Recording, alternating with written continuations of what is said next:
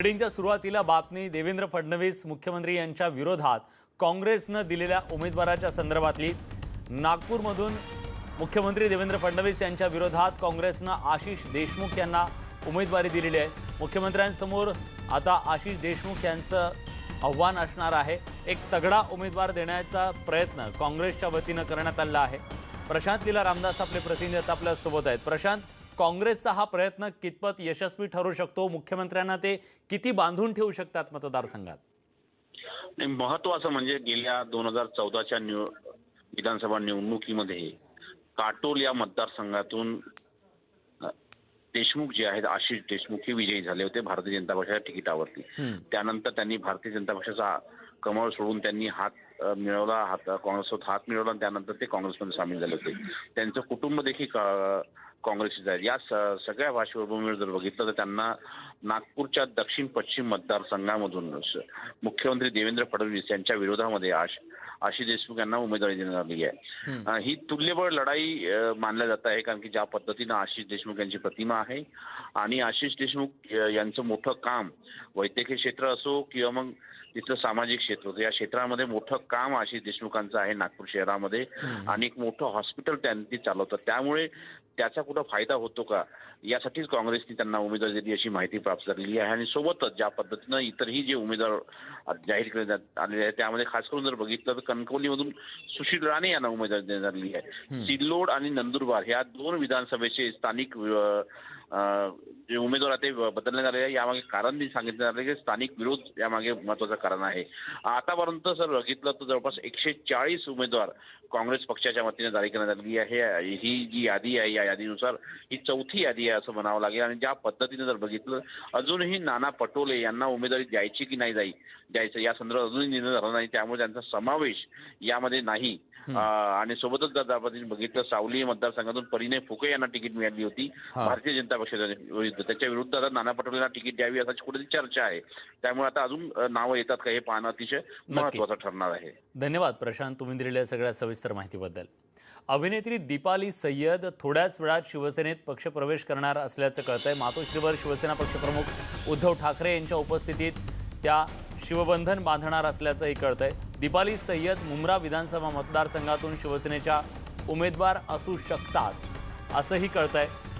उदय जाधव आपले प्रतिनिधी आपल्या सोबत आहेत। उदय, मुंब्र्यामध्ये जितेंद्र आव्हाड यांची ताकद आहे आणि जितेंद्र आव्हाडांच्या समोर एक तुल्यबळ आव्हान निर्माण करण्याचा हा प्रयत्न असू शकतो? अगदी बरोबर आहे विलास, ज्याप्रमाणे दीपाली सय्यद यांचं नाव पुढे आलेलं आहे।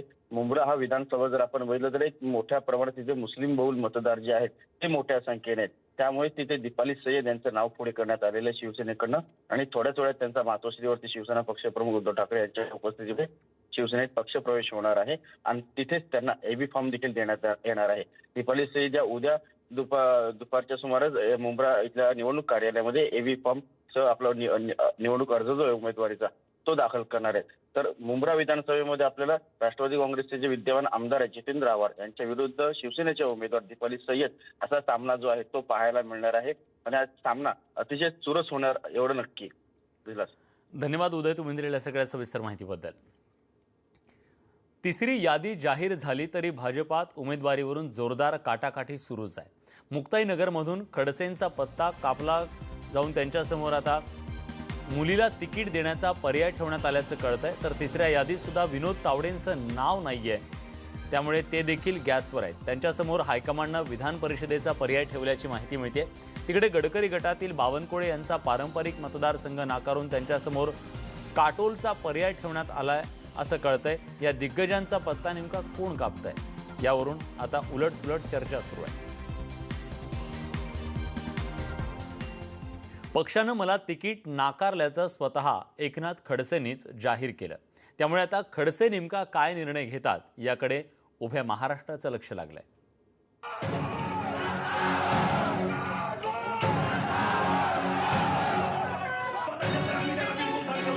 एकनाथ खडसे कधी काळचे प्रदेश भाजपचे बलाढ्य नेते आज स्वतःच्या तिकिटासाठी गलितगात्र झाल्याचं बघायला मिळतंय।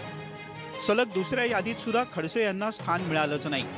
उलट तुम्हाला तिकीट मिळणार नाही, तुम्हाला कुणाचं नाव सुचवायचं असेल तर सांगा असा उलटा निरोप पक्षानं खडसेंना पाठवला। स्वतः खडसे यांनीच हे जाहीर केलंय। एखादा विषय असा असतो की जो आपल्या आकलनाच्या पलीकडे असतो.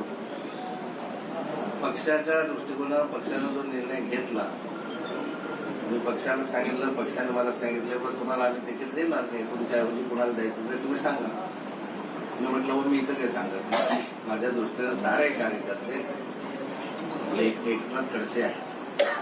मला असं तिकीट नाकारल्यानंतर खरं तर एकनाथ खडसे बंडखोरी करतील अशी अपेक्षा होती, पण अद्यापही ते संयम बाळगून आहेत. अडचणी असतीलच आपण समजून घेऊ. काहीतरी त्यांना असं वाटेल की यापेक्षा अधिक चांगला उमेदवार देऊ असं वाटलं असेल.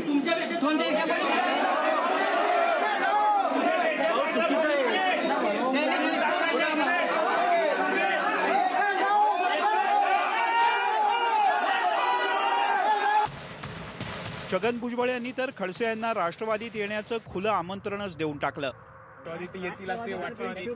राष्ट्रवादीत येतील खडसे असं वाटतंय की राष्ट्रवादी येतील की नाही हे मला नाही सांगता येणार, पण आमची अपेक्षा असायला काय कारण. आमची अपेक्षा आहे की यावं त्यांनी, त्यांचं स्वागत आहे, पण येतील की नाही मला काय कल्पना नाही. एकनाथ खडसे यांचं तिकीट कापल्यानंतरही त्यांचे पक्षांतर्गत विरोधक गिरीश महाजन हे त्यांच्याबद्दल भलतेच आशावादी आहेत. खडसे हे आमचे ज्येष्ठ नेते असल्याचा पुनरुच्चार करतानाच ते भाजप सोडून कुठेही जाणार नाहीत असा दावाही महाजन यांनी केलाय. मला नाही वाटत की कुठला अन्याय होईल. यादी होऊ द्या तिसरी, त्याच्यामुळे मला वाटतं त्यात त्यांचं समाधान होईल. हो, अजित पवार भेटायला चर्चा करणार. त्या राष्ट्रवादीकडे आता लोकच राहिलेले नाही. जिल्ह्यामध्ये त्याचं खातं उघडायला तयार नाहीये. आता ते बिचारे शोधाशोध करतायत. त्यांचा प्रयत्न चाललेला आहे. काँग्रेस आणि राष्ट्रवादीमध्ये तर लोकच राहिलेले नाही. शिल्लक राहिलेले नाही. शेवटचा प्रयत्न ते करतायत. त्याचा कुठलाही उपयोग होणार नाही असं मला वाटतं. सूत्रांच्या माहितीनुसार भाजपनं फार तर खडसे यांच्या मुलीला तिकीट देण्याची तयारी दर्शवली आहे.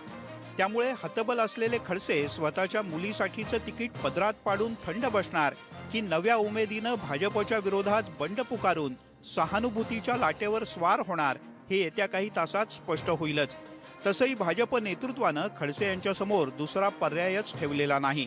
मुक्ताईनगरहून इम्तियाज अहमदसह ब्युरो रिपोर्ट, न्यूज 18 लोकमत.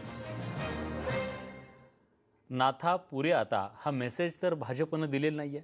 दरम्यान खडसेंच्या कथित राष्ट्रवादी संपर्कावरून पवार काका पुतण्यामध्येच मतभिन्नता असल्याचं आज समोर आलं.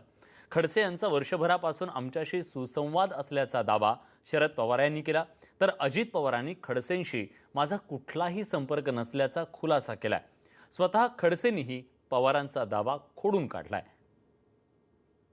भाजपाचे अनेक नाराज कार्यकर्ते असतील जे शरद पवारांच्या संविधानाचे पवारांच्या खडसे असतील, असं काय आहे का राष्ट्रवादीच्या वाटेवर? अनेक लोक आज सत्ताधारी पक्षाचे गेले 3-4 महिन्यापासून मीच नाही केली जितेंद्र आव्हाड असतील, तरी आमचे अध्यक्ष असतील आनंद फरांचे किंवा अन्य आमचे सहकारी असतील, त्याचे दिल्ली असतील, त्या सगळ्यांच्या संपर्कात आहे. त्यांना हे कळलेलं आहे की ज्या पक्षामध्ये तुम्ही काम केलेले किंवा करताय त्या ठिकाणी त्यांना भविष्य नाही. धनंजय मुंडेंचा असेल तर मला माहिती नाही, माझा काही नव्हता. माझा काँग्रेस आणि जे आमच्या आघाडीचे मित्रपक्ष आहेत, जे आघाडीमध्ये जे आलेले आहेत त्या सगळ्यांशी संपर्क होता. काल पण आम्ही सगळ्यांशी बोललो, आत्ता पण दिवसभर सगळ्यांशी बोलत होतो. माझे शरद पवार साहेबांचे गेले 3 महिने काय वर्षभरामध्ये कुठलीही चर्चा झाली नाही, भेट सुद्धा झाली नाही. पवार साहेबांनी कुठल्या उद्देशानं हे म्हटलं आहे ते दिशाभूल करणारी बातमी आहे. आणि मला भेटायचं असतं, मी असं चोरून लपून जाणारातला माणूस नाही. या महाराष्ट्राला माहिती आहे की गेलो असतं तर उघड गेलो असतो. असं लपून छपून जाण्याचा माझा स्वभावच नाही आहे. त्यामुळे आता पवार साहेबांनी केलेलं स्टेटमेंट कशाच्या आधार आहे मला नाही सांगता येत. युवासेना अध्यक्ष आदित्य ठाकरे यांनी वरळी मतदारसंघातून निवडणूक लढवण्यासाठी आज उमेदवारी अर्ज दाखल केला. उमेदवारी अर्ज दाखल करण्याआधी आदित्य ठाकरे यांनी वरळीत जोरदार शक्ती प्रदर्शन केलं. आदित्य ठाकरेंचा राजकारणात दणक्यात प्रवेश होतोय, त्यामुळे शिवसैनिकांमध्ये जोश निर्माण झालाय. आदित्य ठाकरे उमेदवारी अर्ज दाखल करण्यासाठी येणार असल्यानं सकाळपासूनच वरळीत शिवसैनिकांनी तोबा गर्दी केली.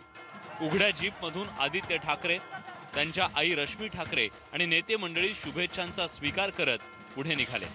अनेक ठिकाणी पदयात्रेत पुष्पवृष्टी करण्यात आली. ढोल ताशे आणि बँडचा दणदणाट यामुळे वातावरणात उत्साह निर्माण झाला. यावेळी महिला शिवसैनिकांचा उत्साह तर पाहण्यासारखा होता. भगवे झेंडे आणि पिवळ्या रंगाच्या साड्या, पाहावं तिकडं गर्दीच गर्दी. भगवे फेटे आणि झेंड्यांनी वातावरण भगवं झालं. शिवसैनिकांच्या हातातले बाळासाहेब ठाकरे आणि उद्धव ठाकरेंचे पोस्टर्स यावेळी लक्षवेधी ठरले. नक्कीच इथे सगळ्या शक्त्या, स्त्री शक्ती, शिवशक्ती, भीमशक्ती सगळीच आपण दिसतंय. मोठं एक प्रदर्शन नाही, तर मला वाटतं प्रेमासाठी प्रेम द्यायला मला उतरलेत, आशीर्वाद द्यायला आलेत रस्त्यावर. आणि निवडणूक लढवायची आहे, निवडणूक जिंकायची आहे, महाराष्ट्र भगवा करायचा आहे, त्याची सुरुवात केलेली आहे. ठाकरे कुटुंबातून पहिल्यांदाच मैदानात उतरलेल्या आदित्य ठाकरेंविरोधात मनसेनं अजूनही उमेदवार दिलेला नाही. याबद्दल विचारलं असता जे आदित्यला आशीर्वाद देत आहेत त्या सगळ्यांचा मी ऋणी आहे, असं उद्धव ठाकरे म्हणाले. जे या निवडणुकीसाठी आदित्यला आशीर्वाद देत आहेत त्यांचे आम्ही सगळेजण ऋणी आहोत. आणि खरंच मनापासून सांगतो, पुन्हा एकदा आदित्यवरती प्रेम करणाऱ्या तमाम जनतेला सुद्धा मी हात जोडून नमस्कार करतो. जोरदार शक्ती प्रदर्शन करत आदित्य ठाकरेंनी राजकारणाच्या आखाड्यात दमदार एंट्री केली आहे. उदय जाधव, न्यूज 18 लोकमत, मुंबई. याच बातमीसोबत बुलेटिनमध्ये एक छोटासा ब्रेक घेतोय. ब्रेकनंतर राजकारणातल्या आणखी काही महत्त्वाच्या घडामोडी. कुठे जाऊ नका, पहा फक्त न्यूज 18.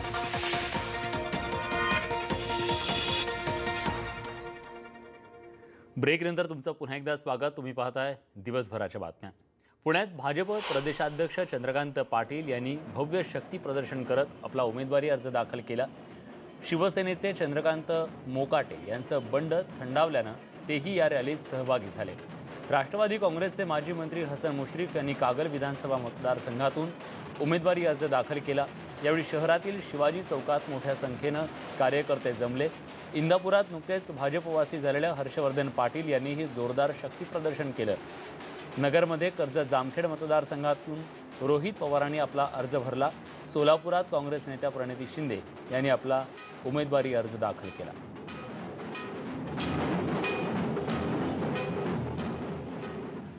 विधानसभेसाठी उमेदवारी अर्ज भरण्यास सुरुवात झाली आणि सर्व पक्षीय दिग्गजांनी उमेदवारी अर्ज दाखल केले.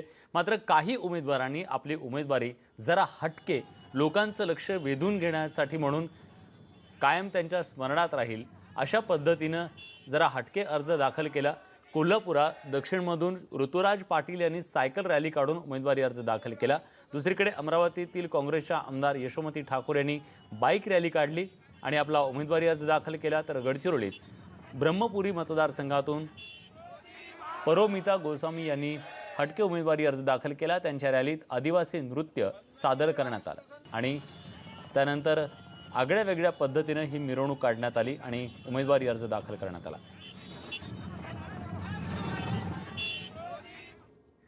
याच बातम्यांसोबत बुलेटिनमध्ये आणखी एक छोटासा ब्रेक घेतोय. ब्रेकनंतर इतर काही महत्त्वाच्या घडामोडी. कुठेही जाऊ नका, पहा फक्त न्यूज 18 लोकमत.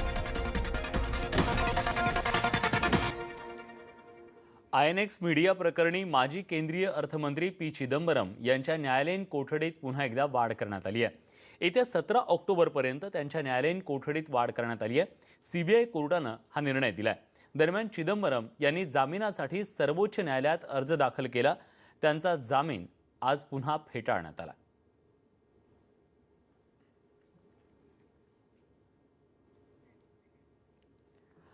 तर या होत्या आज दिवसभरातल्या सर्व महत्त्वाच्या घडामोडी. बुलेटिनमध्ये आपण इथेच थांबतोय, पण ब्रेकनंतर दिवसभरातल्या महत्त्वाच्या घडामोडींचा वेगवान आढावा माझे सहकारी रेश्मा सोबत. कुठे जाऊ नका, पहा फक्त न्यूज 18 लोकमत.